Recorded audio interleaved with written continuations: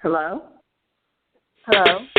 It's time for Breaking Chains with the P31 Ladies Night, where we will have open dialogue with our women on issues of personal, family, and more. It's Breaking Chains with the P31 Women on YAT Radio. Good evening, everyone. This is Dr. Latasha Holden, your host for Breaking Change Proverbs 31 Ladies Night. We have a hot topic tonight, and I'm looking forward to having my amazing guest, Deborah Hanson. She's a licensed counselor, and we're going to talk about healing after divorce. Divorce can be very painful, just depending on, the length of time you've been married, just memories, and then, you find yourself at a crossroad where you have to say goodbye to the person that you thought you was going to live and grow old with, and it comes suddenly to an end. I just remember some painful times in my life, and those breakups are really not good. So Ms. Hanks is going to come on, and she's going to share with us from her background as a licensed counselor, some tips, and just motivate and encourage those who are going through a divorce, who have recently been through a divorce, or who just never saw themselves just getting over that hump once they went through that process. Or you might be still stuck in that process, that cycle of feeling guilt to what happened. And so I'm just excited again on tonight. This is Breaking Chains, Proverbs 31 Ladies Night, where we just talk about different topics to help set you free, to motivate and encourage you. And so let me see my guest on. Deborah, are you there? I'm here. Hey, how are you? Good. How are you? I am well. I tell you, I am excited. I had people text me, and they're going to be listening in. They're looking forward to hearing some nuggets that can help them get over this devastating time in their life. And so I told them all about you. So give us a brief intro. I just got in. Just tell us a little bit about you and how you came to, this grief counseling, and what motivates you to just really dive into that part of counseling. Okay. Well, I am a licensed professional counselor by way of the school system. I began my teaching career in New York and then relocated to Georgia and began teaching. And I would estimate about my 11th year of teaching, about 11th or 12th year, I had a student who committed suicide. And it really caused me to step back and see that educating our children is wonderful, but their social emotional health is probably more important. And that's how I got into counseling. And then I continued a career as a school counselor for about 15 years, and then retired in 2015, and had the privilege of working at a community-based counseling service where I went into schools, went into homes, and met with people in my office, and just developed a real interest in grief and loss, because when you think about it, everybody has losses. Yeah. And some things that we don't consider losses are really losses. And anytime you love and you lose what you love, whether that be a person or something significant like a house or a job, we grieve that. And so just looking at my own life, going through a divorce after 17 years of marriage and just being devastated, being depressed for a number of years, wanting to come out of it, but it took a while. And so that divorce recovery and loss that's due to death are probably my passion. My passion. Let me ask you this. Do you believe that most people, because we're in a fast-paced world, everything is moving, we never just really have time to grieve. We just kind of push it up on the rug and keep it moving. but we never really allow ourselves that healing time that's necessary to really move on in a healthy way. Oh, definitely. We keep it moving for a number of reasons. Some reasons dealing with finances, and when you have children, you don't take the time to grieve the loss because you are concerned about their well-being. But here's one thing that I've learned through working with many of people who've had loss and just didn't have time to grieve. It will hit you. And it has the potential to thrust you into what we call complicated grief, where it can last for years. And so it is quite important that we take the time to acknowledge the loss and take the healing, take the time that's needed to heal. It's a process, and, we don't like things that aren't overnight. And so that's another reason sometimes where we don't, I don't have time for this.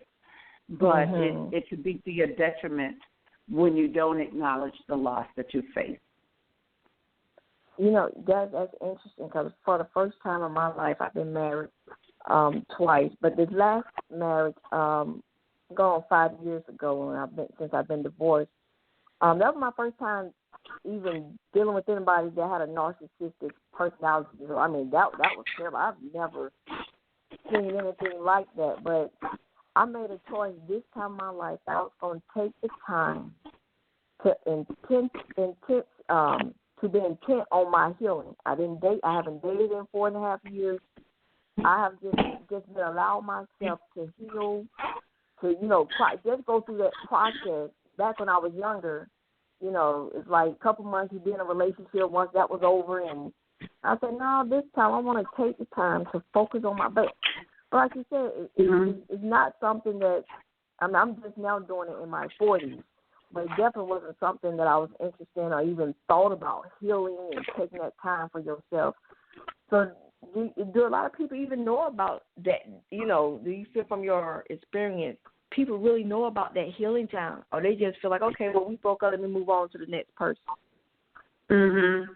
I think that a lot of people don't acknowledge the loss for whatever reason. When you have death, you see that.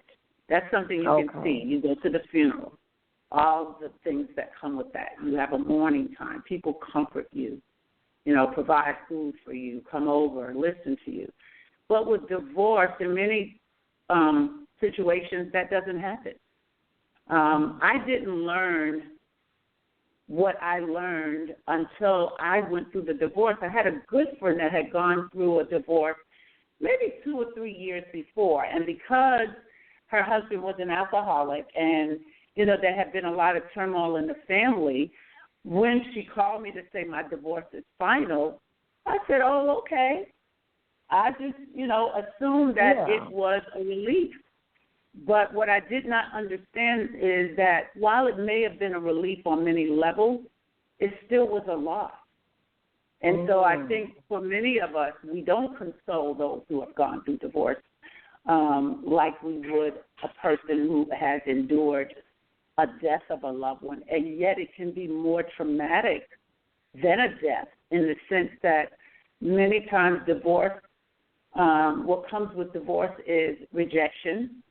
If you were the person who was offended, you're probably having some feelings of rejection, betrayal. I work with women sometimes where, there's been cheating, sometimes with friends, and there's just a lot of anger that's there as well. So I know that it's important to acknowledge those feelings, because sometimes it's even anger with God. I remember feeling, God, you let me down. You could have stopped this. And so it can become a crisis of your faith, And for me, I had a praying mother, and I belonged to a church that, rallied around me. And, I had best friends. My best friend that flew down. One of my best friends flew down from New York, and my other best friend who lives in Atlanta made sure I was okay. So, Sometimes that doesn't happen. Many times that doesn't happen. So I learned from that experience when someone says I'm going through a divorce or I just got divorced. Now I say, I'm so sorry. I'm so sorry. And I've only had one person, I think, that said, honey, don't be sorry for me. It's the best thing that happened. But most people, they appreciate the fact that you can feel, you're empathetic to what they're going through. Now, you said something that was very important a few seconds ago. A lot of times people think if you're in a bad relationship, you've confided in friends and family members, maybe, your marriage was abusive or your husband was a cheater, and when it's over, they're looking at you like, you should be happy, or, man, you should be happy she's no longer in your life. But just because someone is gone, it's over, like you said, that still is a loss. That still is a process, and I think that's what makes people either don't want to admit there's a healing process, because if you was in something bad, everyone around you feels you should be celebrating that it's over. So from your experience, is that usually almost the norm where maybe, because it was a bad relationship, that people think you should be more joyful that it's over, that I actually realize I still have to, that person still have to go through the same cycle as someone who had maybe a less painful marriage. Yes, definitely. You still have to acknowledge what you've gone through, and even the connection. Even if it was the worst of people, I'm sure people have seen, on news stories where someone's child has committed a horrendous crime, and despite that, the parent is still, that's my child. So anytime you love and lose, you're going to grieve in some way, shape, or form. Sometimes people don't realize they're grieving because they're angry all the time. I'm angry this happened to me. I failed at something. That was one of the feelings that I had. I'd always kind of considered myself pretty successful with the things I took on. And this was one thing that it wasn't a success, so I was dealing with that. I was the first one of my siblings to get divorced. And so I was dealing with some expectations I had for myself. I understand when people don't, when people have been in bad relationships and, other people say, why don't you move on? Or I remember my mom saying to me, I can't believe, I don't want anybody that doesn't want me. Why are you, keep going through this? And I was trying to explain it wasn't a matter of wanting somebody who didn't want me. It was so much deeper than that. Exactly. And I think that understanding can only be understood by someone who knows what it's like to go through a divorce. Well, if you can elaborate, because I think you said something, and that probably will help the listeners who's listening, that love and loss, that part, that dynamic, the heart, when you have actually put yourself out there, you're taking a risk. Anytime you're, loving someone, you're taking a risk of being hurt. So you're putting your heart out there with the risk that someone might not love you in return. So that's a powerful deed. So how would you speak on, when we're going into these relationships? It's like you don't want to tell someone to, go in with your guards up, but that love thing is so powerful. And like you said, when it comes to a separation of those ties, and like I said, people don't understand why you're holding on. It's like, because they're like, it's over, honey, move on. Like you said, Mom said, I don't want no, but can you just expound a little bit how, if you can, just that bond is not as easy to be broken as some people think. Yeah. I guess what I would have to say was, anytime you love, you open yourself up to someone It's risky. Okay, let me just say that it's risky. I think sometimes, like in my case, where I had been in a church that did not really advocate divorce, there were circumstances that were acceptable for divorce. Even with that, when you are, when you have a relationship with Christ, as I felt I had, I felt like this person has one also. So they're not going to hurt me. I don't have to worry about that. So I never worried or never really paid attention to some of the signs that were there because I got this thought in the back of my head, of course they won't do that because they believe as I do. So that was really a difficult lesson to learn. I think the greatest lesson I learned is that life is not fair. I always thought if I did the right thing at the right time with the right person, then I was home free as far as experiencing a situation like divorce. And so that was one of the things that I kept saying. It just wasn't fair. It just wasn't fair. But sometimes we get stuck because we'll say things like, I will never love anybody like I love that person. I gave them my heart. I do journal writing a lot, and I remember specifically writing one time in my journal, it felt like someone had ripped my heart out of my chest. And how do you get through that? How do you trust again? How do you learn to trust again? There are no guarantees. We can see that by the statistics that show that 50% of marriages end in divorce, and that's even in the church.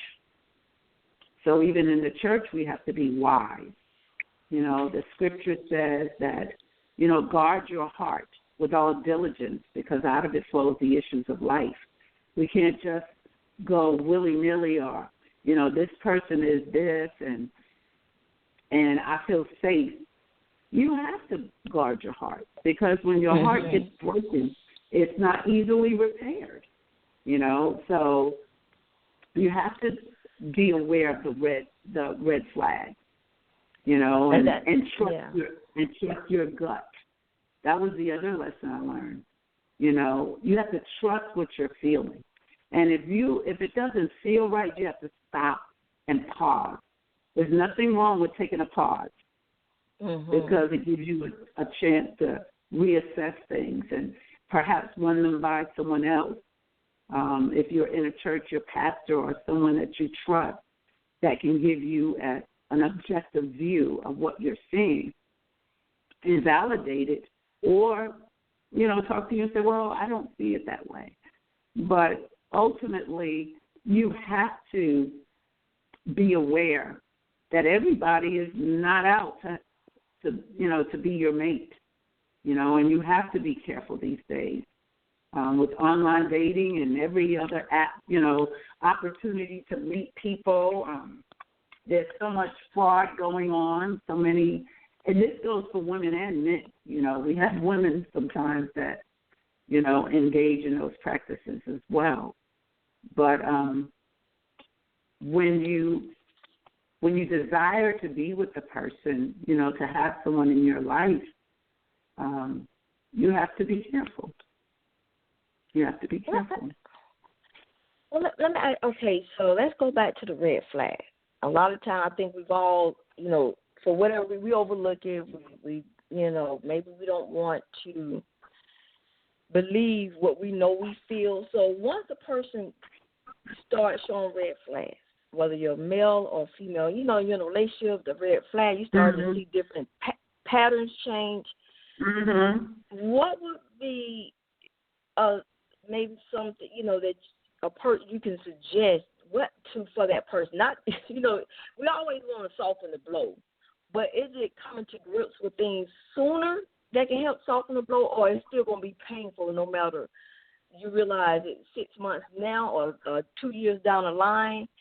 But when it comes to red flags and you're in love, you're in relationships, what would you give the listeners, advice on how to deal when those red flags start to come up, instead of just overlooking them, blowing them off?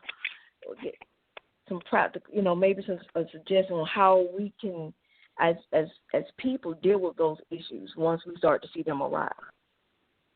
Okay, so here's what I would say. You have to have your negotiable and your non-negotiable. And each person is different. So for me, if I'm I'm dating someone and I find out that they're into pornography, that's a deal breaker for me. And you have to be honest with yourself and say, okay, yeah, it's going to hurt. I've been dating this person for 6 months. I've been going out, enjoying the attention of a male or, a female enjoying the attention of a male and vice versa. It's going to hurt a lot more if you go down the line and get married to this person. Because some people have the idea, okay, well, if it's pornography, well, once we get married, that will stop. Not so. There's research out there that shows that pornography changes parts of the brain, just like drugs. And so the person's need for pornography, it just escalates. They'll have you jumping through all types of hoops because it takes more of the intimacy and the acts that come with the intimacy to please this person. So I know that as a therapist, but other people may not know that. A person that's into video games. I have a couple of clients whose husbands play video games all day and don't work. Well, if you're not working, that should be a red flag for most people. If you're paying the tab all the time, if a person is always borrowing money from you, those are things that you have to look at. Those are just some of the things that will be on my list. But the listening audience may have some other things, and some of the things that I even mentioned may not be on their list. But the Bible says any man that doesn't work doesn't eat. So I'm going to go with the Bible when it comes to a person that's working. Another sign is that if the person doesn't have any close relationships with their family, that's a red flag. Okay. That's a big red flag. If they talk down about their mother, there's a lack of respect for their mother, and they talk to you about it, I would say that's a red flag. My mother used to always say a man that loves his mother is going to love you. I don't know if I totally agree with that, but I think it can be something that you look at, to assess. If they're children from an outside relationship, the children don't come over. You never see the children, and you've been going out with someone for 6 months. That might be indicative of something going on. If there's no connection between that person and their children, that's something to be concerned about. I think that's a good one. Yeah. I once heard someone say, this was an older couple, they had been married for years. And this lady said, I think you should see your partner in every season. And she said, literally, like we have 4 seasons, see them in all 4 seasons and what they're like. Because a person can fool you for a while, but if you see them in all 4 seasons, I think you get a pretty good judge as to, what's in there. Because we all wear masks, from time to time, and you want to see them with the mask off. Nobody's perfect. You're not looking for the perfect person because that doesn't exist. But you're looking for the person who complements who you are. You're already 100%. I'm not looking for 50%. I'm looking for 100%. Okay, right. Now, at that point there, I've known people who met each other, and 3 months they got married, and they still are married 10 years later. Then I've known people who've been dating 3 years and got married, and it only lasts 2 years. So with that, it's interesting because I guess the people who thought they knew each other 3 years, you know, so we really don't, I mean, I guess there's never really a time where you could just say you know somebody. You know, you think because. Right. So, right. and, I agree with that. You know, because it's interesting. People might tell some people, oh, it's too early. You know, you only been dating 6 months, and their marriage might last 15, 20, 30, into the person. So, like you said, it's all about, you know, getting to know you first. So when the red flags come up, you love you enough to say, you know what, no, because that's what I had to realize. Even in my last 4.5 years, just cleansing and just on a spiritual journey that I had to get. So now I listen, because I learned that if you listen long enough, people will tell you what they're about. You know, you listen, and you listen just, you know, to really get to understand that person. Okay. Like, it was a guy that was interested in me, and he would just say little things to let me know, you know, because I have a doctorate, he might just say, oh, out the blue, oh, well, you know, I know how to do stuff too. I know how to, you know, I mean, I ain't, you know, I like to watch videos, you know, because I got this list, you know, out the blue, just, and then you might just, I see you got another one. Oh, I mean, you know, how many that make? It's little stuff that you might, but now okay, you let me know now. You're going to be jealous, or it's going to be some competition, because all of his comment was always, oh, I know this. You know, I ain't dumb. Out the blue, I'm not dumb, or I read every now and then. I'm like, okay, I didn't say you, but I saw the insecurity in him, and I knew then. Well, when I was younger, I probably wouldn't pay no attention. Right. But now, it's like you said, you listen to red flag. You know what? Oh no, I've been down this road before. That'll be somebody I have to, you know. I won't want. You know, I will have to tread lightly. I won't be able to let my light shine because I don't want to. You know, so I've learned to listen very closely, and you know, and that has saved me. So I'm like, no, you're not the one. You know, it's just different little things that you realize. I guess for me, you know, when you get older, you learn some stuff. But you said something else too earlier about that support system. I love the movie Waiting to Exhale. I just love it. I think that sister bond, them coming over, being there with her in that moment, you know. Right. And he wasn't a bad husband. He just decided, you know what I'm saying? 11, 12 years they were together. She wasn't abused. It was just, you know, so I think that's important that, you know, maybe, you know, if people don't have that, look for a divorce support group. You know, where you can have that support system, because whether your marriage was good or bad, like you said, Ms. Deborah, that the pain is still there. I mean, you still have to go through that cycle. So tell us a little bit about that cycle and what you find in your practice and your expertise where people get stuck at. I think sometimes they get stuck with the anger. Okay. You know, men, the statistics show that men remarry quicker than women for you know, for most of Americans. And, you know, we love hard as women. You know, we put all into it, and sometimes if we're not careful, we won't trust anyone again. And you have to learn how to trust yourself again, as well as others. You know, and take your time. Take your time. But the anger piece, it's really a big thing with a lot of women as far as where they get stuck. And then when you have a situation where the person remarries again and that second marriage fails, and it's the same type person as the former one. So now you got two ex-husbands and they're very similar.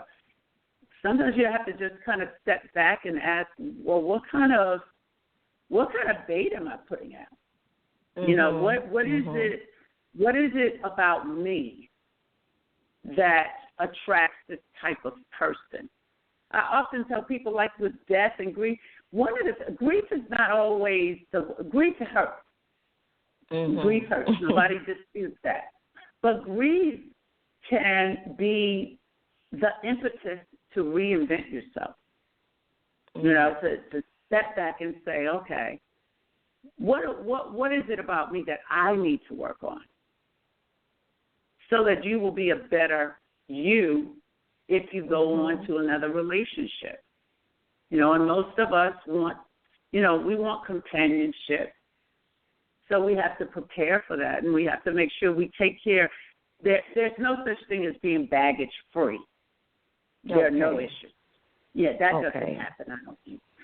But I think you can handle some of the ones that will not help you in another marriage.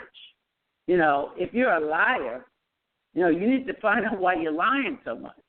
Okay. But, I had a client who she was the person who did the offending in the marriage with an affair. Okay. And I met with both she and her husband. Men hurt just as bad when women have affairs. So that notion that they just brush it off and keep it moving, that is not true. Mm-hmm. And so she had 2 affairs, and they were working on rebuilding the marriage, and he was still very much hurt. And she began communicating with one of the people who she had an affair with. And I said to her, I said, you know what? I said, we got to explore why this behavior exists. Mm-hmm. Because what's at stake. Your marriage is at stake. Your spouse isn't even healed from that. And yet you keep repeating the same habits. So some of our habits can destroy us, or destroy things that we want so badly. So sometimes it's just good to kind of just sit back and just say, what is it about me that I really feel I need to work on? When there's competitiveness in a marriage, a lot of times that will lead to strife. Why am I so competitive? And so there are just a lot of things that we can do to try to prepare for the next time. But the fact still remains that you have to do your homework, and you have to understand that you can do a lot of all that you plan to do, but you can't control another person. And people change. People change for various reasons. And we can only control ourselves. It's important to grow together, because sometimes I see that where one partner was growing and the other person wasn't. And so you hear people say, well, we're just not compatible anymore. I'm a go-getter, and this person is just content to have what they have. And I'm never going to have anything if I'm with them. So, yeah, it's relationships are conflict, period. So what would be your suggestion how do people, although you're in a marriage, you still keep your identity? You don't have to, and I think a lot of times divorce hurts. I know it hurt me because I didn't know who I was. So when a person left, I'm still searching for, because I wanted that person to validate me. I want to, not now, because this 4.5 years has definitely been brought some healing, but before, I think so much of who I was, my validation, and how can a person keep yes, we're married, yes, we have couple goals, but how can they keep their identity? You don't have to lose your identity and who you are and your goals just because you're married. So what would be your advice to those who are thinking about going into marriage, those who are married and they feel like they're losing themselves, they're no longer, they're so wrapped up into this person? Can you speak on that just, give us some suggestions or some tips on how you can still remain who you are even if you're married? I think you have to be careful not to abandon your life. your interests. Just because a person doesn't have the same interests, that doesn't mean you're not compatible. And sometimes we abandon what we like to please another person, and so we get wrapped up in their identity and not our own. Set some personal goals for yourself. You know, sometimes we won't go back to school because we feel like, okay, if I go back to school, then that might cause some friction. So you do have to be kind of careful with some of the things, but develop what follow what your passion is. You know, what are you passionate about? And go after that. You know, and most of the time when we have outside interests, that enhances a marriage. You know, I think it enhances a relationship. I don't want to marry my twin. Yeah. I want someone, who has some very, some interests of their own. Mm-hmm. You know, that you don't have to like everything I like. That's fine. We're individuals. And that's why I said earlier about 100%. You know, one of the things I've learned is that it's important for me to be whole before I get in a relationship, because if I'm not, I'm going to be looking for a person to fulfill me in a way that they can't. None of us can be everything to everyone. Yes.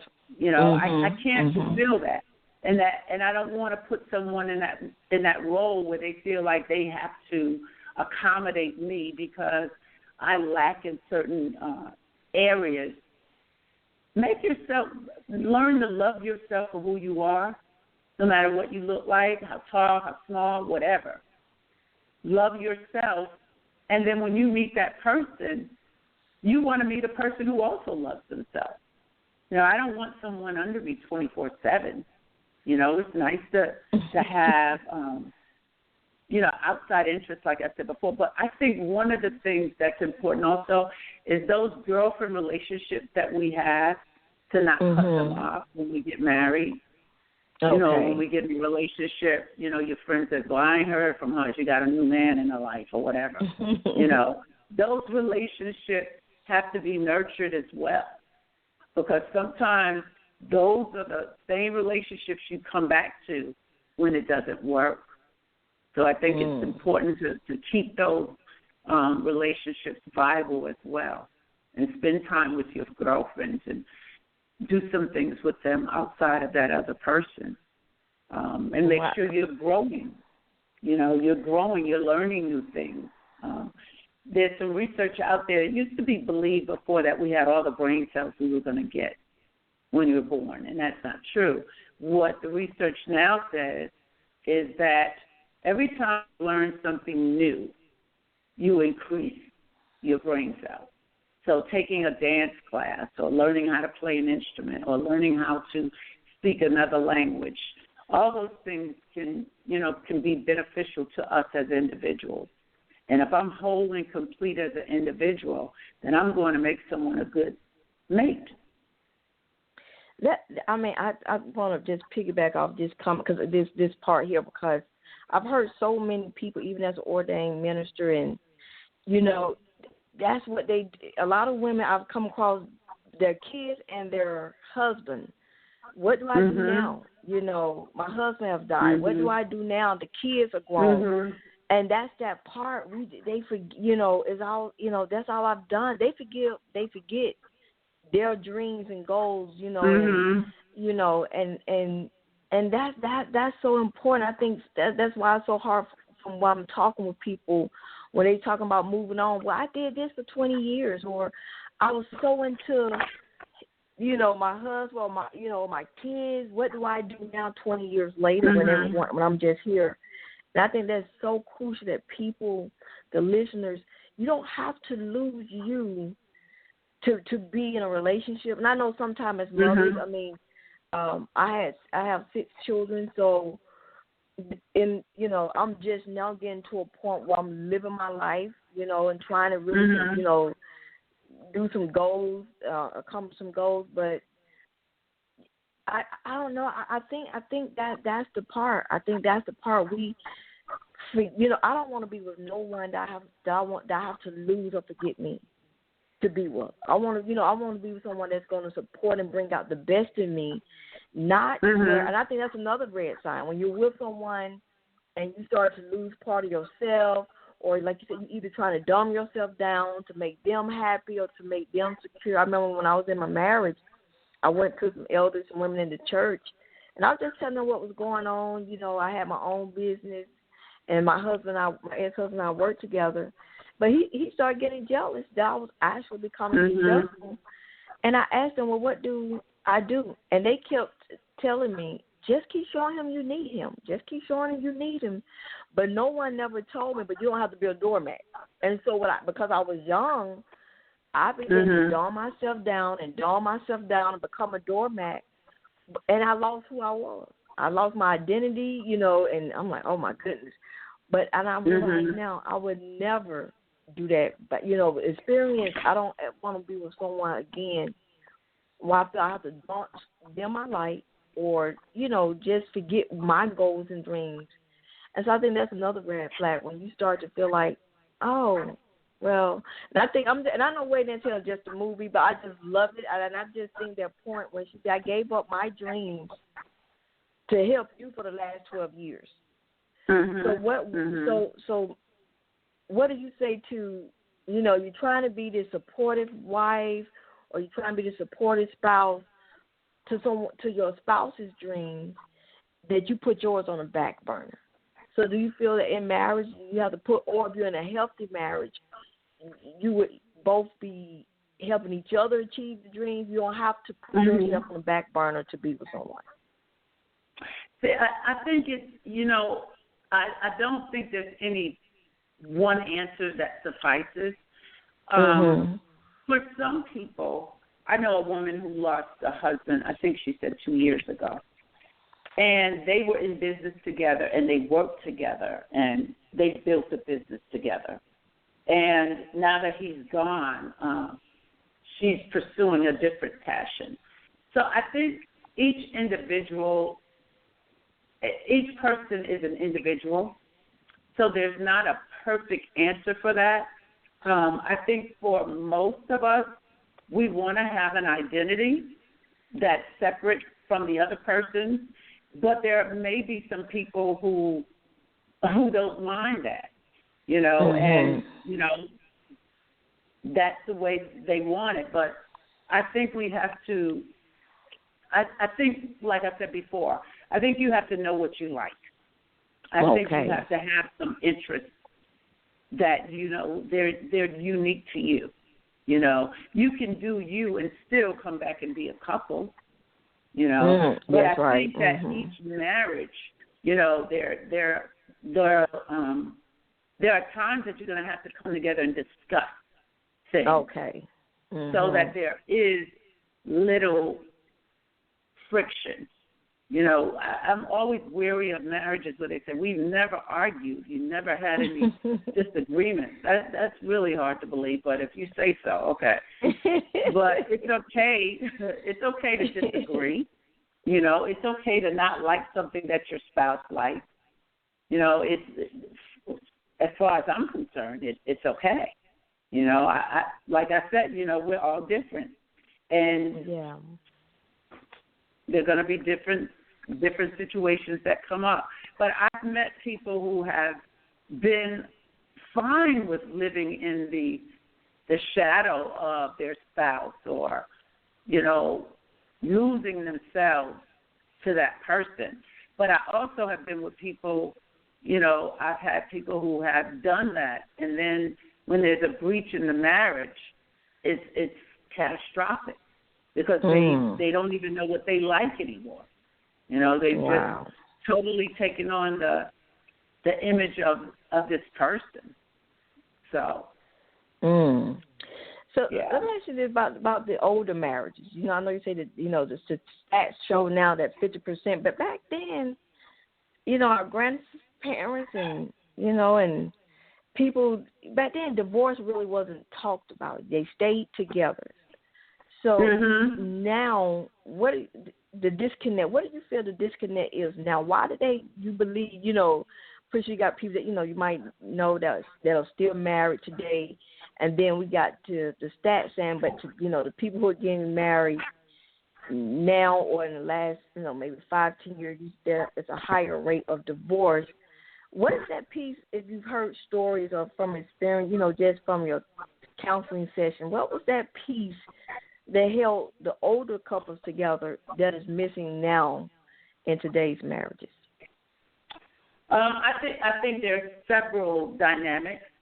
I think that for some of us, our parents or grandparents or great-grandparents, they didn't have the money to get a divorce, okay? Because remember, at one point, divorce, you didn't get just $350 divorce, okay? So for some, they stayed together for economic reasons.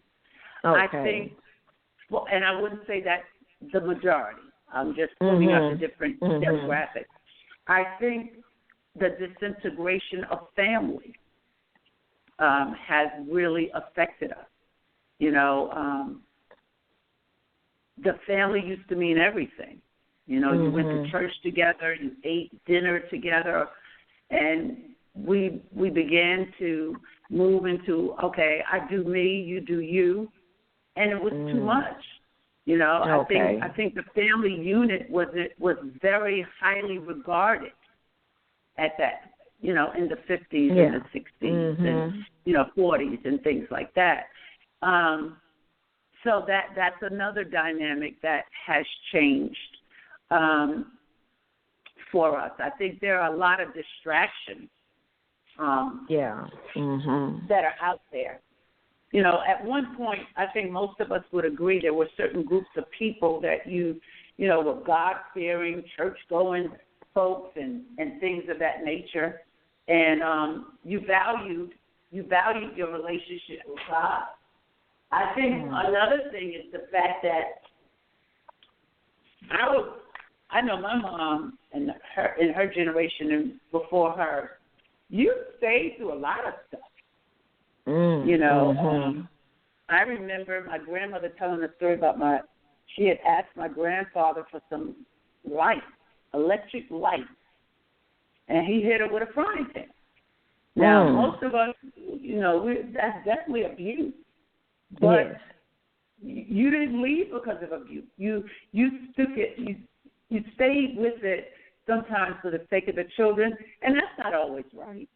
If you're fighting and hitting one another, there's a chance that someone's going to get hurt, then maybe, separation is the best thing for you.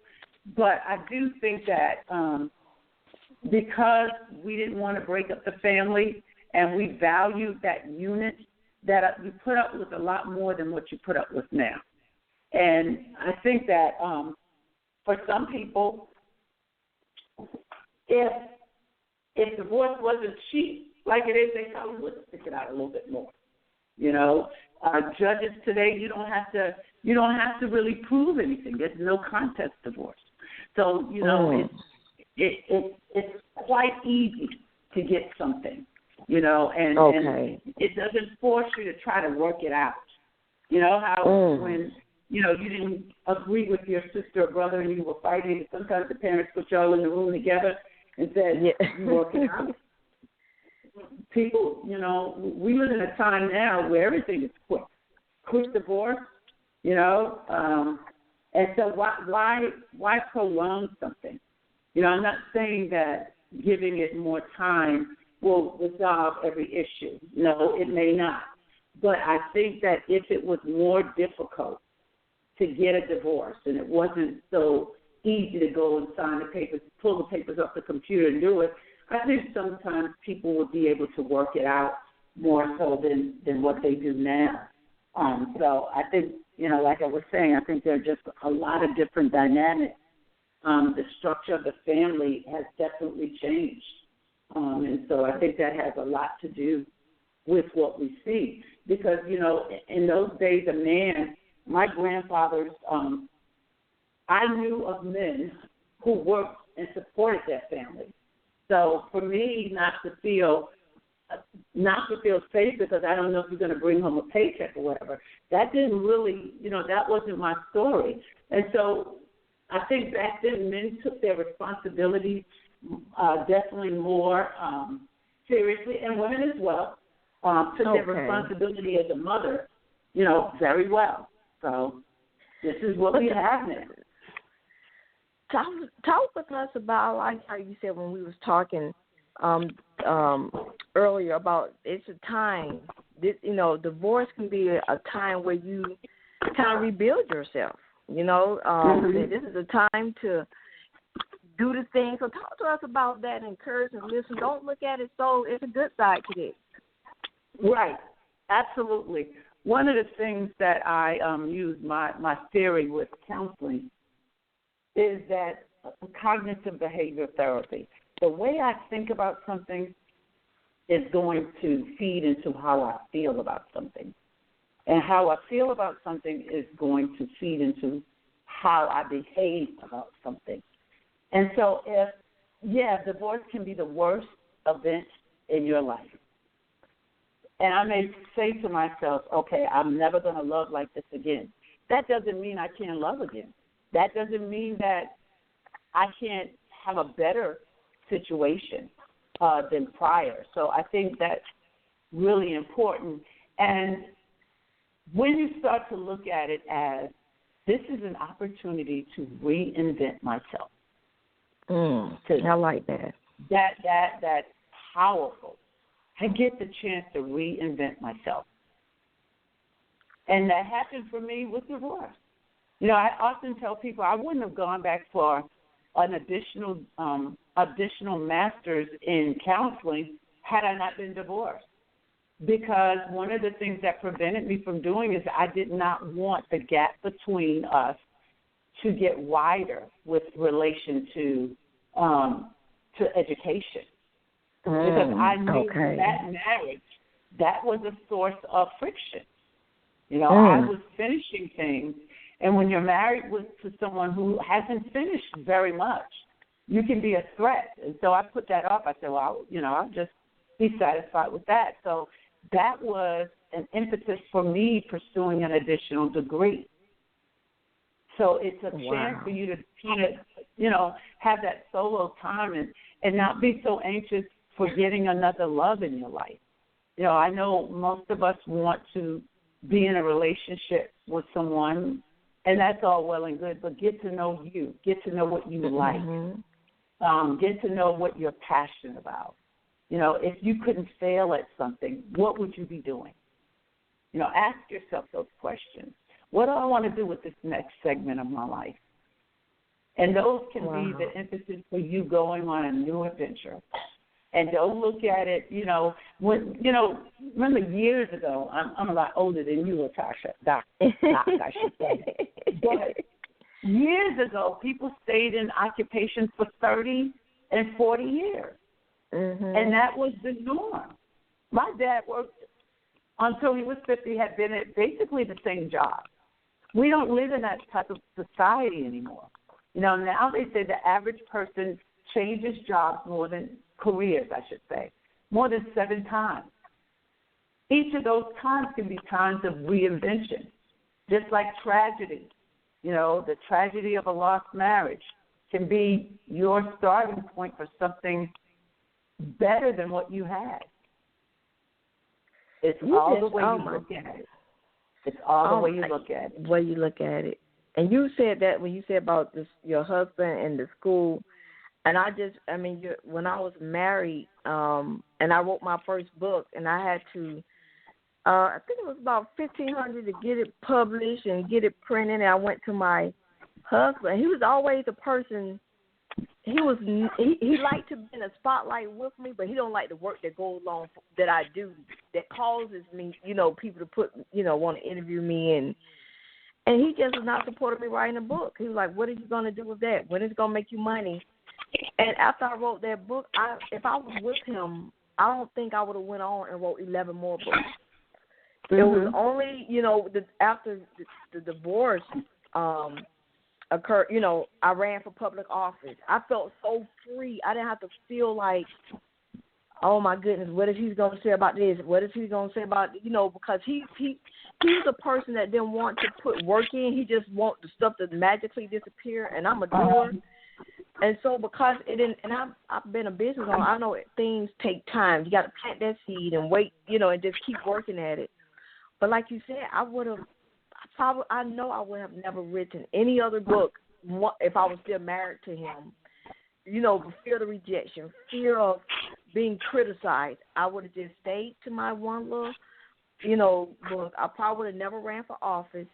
But after the divorce, I was able, like you said, to reinvent myself and just to live freely, live out who I was and who I am. And I've accomplished so much in the last 4 years just on that alone.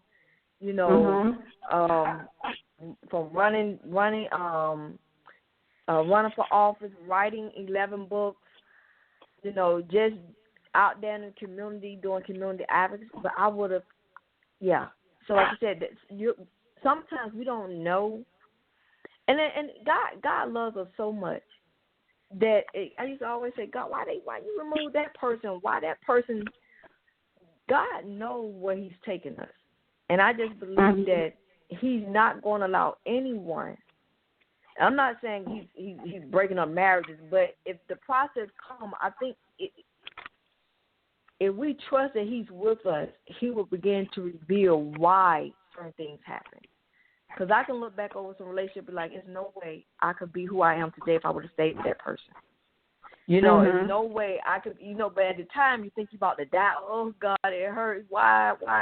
But then you look 10 years later and you're like, what was I thinking? There's no way. So you see, you see, it's like, oh, God, thank you. And I said, I don't waste all that time crying and boo-hooing.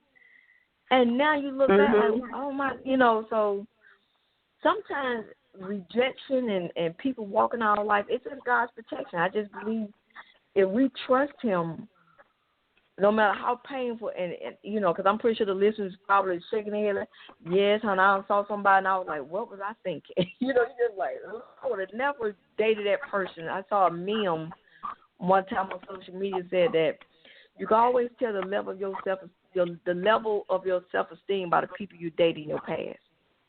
And I just say, Lord, my self-esteem was shot to what, because it was shot. It was. I didn't know who I was, and I wanted other people. I gave just so much power away in my young years. I wanted other people to validate me. Tell me who I am. Give me some sense of purpose. And so, I just, like you just said, you probably would have went back. You would have went back, for that second master's if you were still in that marriage. So that's a blessing. Right. Sometimes we got to look at the blessing in the separation. I've seen women come and the glow up is real. The men who divorce, and be honest with you, Miss Deborah, until I started Bible college back in my day, I didn't even know guys used to get their heart broken. And when I started Bible college about 12 years ago, and I used to, run across a couple of guys who were sharing their story about, being heart broken. They were like, oh, yeah, we get hurt too. Yeah. It's women. Yeah, and, I'm like, you know what? I never really ran into guys that, the same way y'all get with the wrong people and they hurt y'all, we get with the wrong women. It's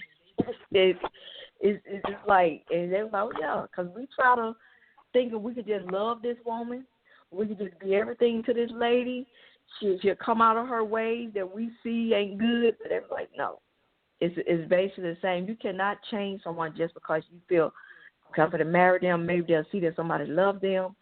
If it's not in them, it's just not in them. We can't just think marriage is just a cure-all to people's toxic behavior that we see before we get married. Right. And so, but I tell you, I have enjoyed the conversation because I think we have covered so many different aspects of divorce and the healing process and just not having that support system. Because like you said, a lot of people don't put the emphasis, even in church, about rally around your sister or brother if someone just went through a divorce. So I just thank you for taking your time out of your busy schedule. Coming on to Breaking Chains, Proverbs 31 Ladies Night. And I'm praying that someone on this call heard something and said, you know what, it's okay. I'm going to be okay. I'm going to go ahead and start living my life. So I just think it was some good stuff that went over the air tonight. And Ms. Deborah, give us your contact information and how people can reach you. Okay. Well, my office is located in Conyers, and the office number is 770-648-6346. I can also be reached at the letter aplanb@yahoo.com. That's an email address. And I didn't give my office email address because sometimes people, well, I'm going to give it anyway. I'll just spell out the words. It's Rafa House, CCC, and Rafa is spelled R-A, P as in Peter, H as in Harry, A as in Apple, the word house, the letter CCC.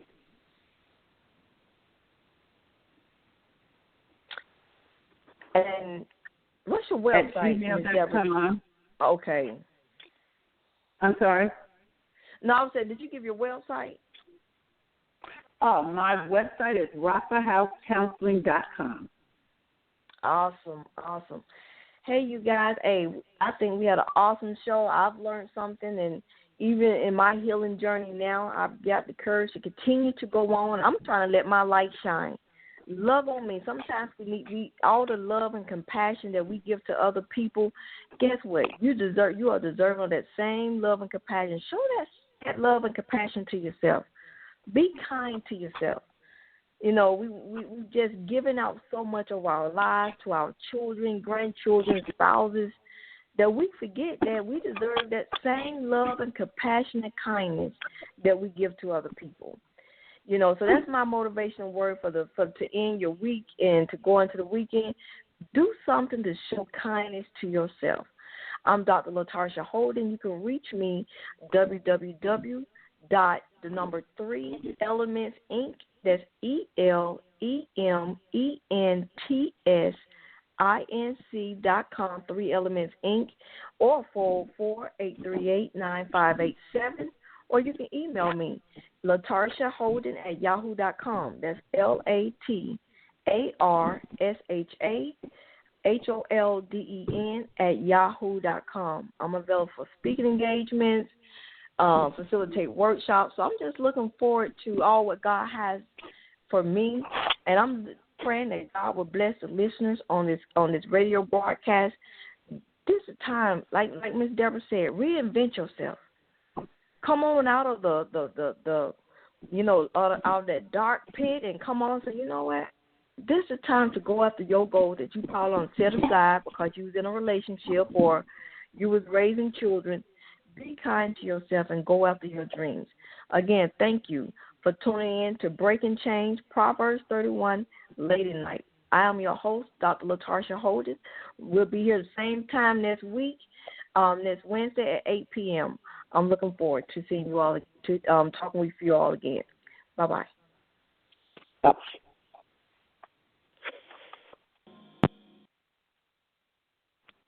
I'm going to get you. You've been listening to Breaking Chain with the P31 women on YAT Radio. Tune in next week, same time. Go to our website, blogtalkradio.com/YAT Radio, or call in 858-357-9137. It's Breaking Chain, YAT Radio, where we leave a mark that can't be erased by breaking the chains of silence. Thanks for turning us on this evening. Just know we are here to assist you in recovering your light from back from the darkness. Speak the truth with Young Adults Talk Live, a ministry for the people of God. So let's join together and recover what's ours. God bless you from the Young Adults Talk family.